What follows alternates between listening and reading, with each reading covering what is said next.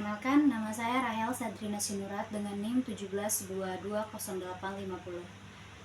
Pada kesempatan kali ini, saya akan memulai sesi presentasi hasil tugas saya, yaitu membuat artikel. Di sini saya mengambil tema dengan tema korupsi waktu, musuh dalam selimut produktivitas kita semua. Seringkali kita membahas soal korupsi hanya sebatas uang, aset, atau kekayaan, tanpa menyadari ada bentuk lain dari korupsi yang tidak kalah berbahaya, bahkan sering kita lakukan atau kita lihat di kehidupan kita sehari-hari, yaitu korupsi waktu.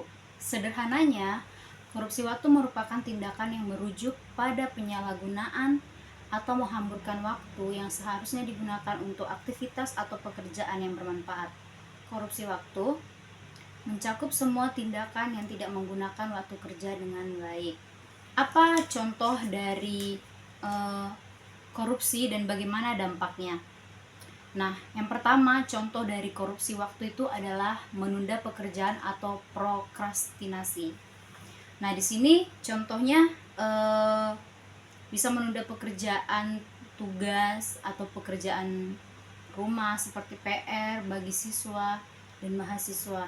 Nah, ini dampaknya tugas atau pekerjaan akan menumpuk sehingga kualitas kerja kita akan menurun dan muncul stres karena deadline yang menumpuk. Yang kedua, ada ketidakdisiplinan pribadi.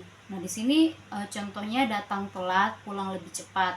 Dampaknya akan merugikan diri sendiri dan orang lain, mengganggu koordinasi lain, dan menciptakan citra negatif di mata masyarakat, di mata teman-teman kita, di mata semuanya.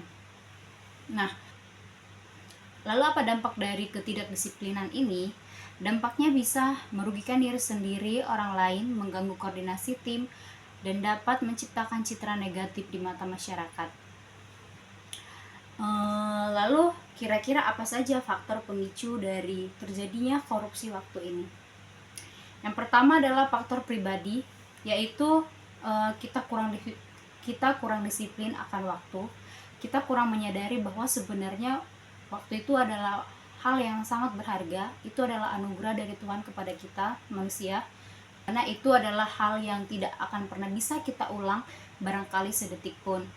Dan kurangnya motivasi juga bisa memicu kita untuk sering melakukan korupsi waktu, kebiasaan buruk, dan perfeksionisme. Lalu ada dari faktor lingkungan, yaitu gangguan dari tempat kerja atau di lingkungan sekolah. Mungkin teman-temannya kurang nyaman, kita memilih untuk sering datang terlambat. Lalu budaya organisasi yang buruk, kurangnya fasilitas atau sarana dan prasarana.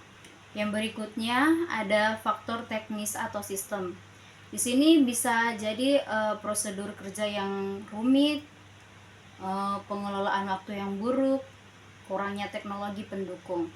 Lalu ada faktor sosial, yaitu interaksi berlebihan antara sesama pekerja atau sesama siswa mahasiswa. Lalu berikutnya ada tuntutan sosial. Oke teman-teman, itu tadi dampak negatif, pengertian, cara mengatasi korupsi waktu yang bisa saya sampaikan. Nah, untuk itu mari kita sama-sama menyadari bahwa waktu adalah harta yang paling mahal.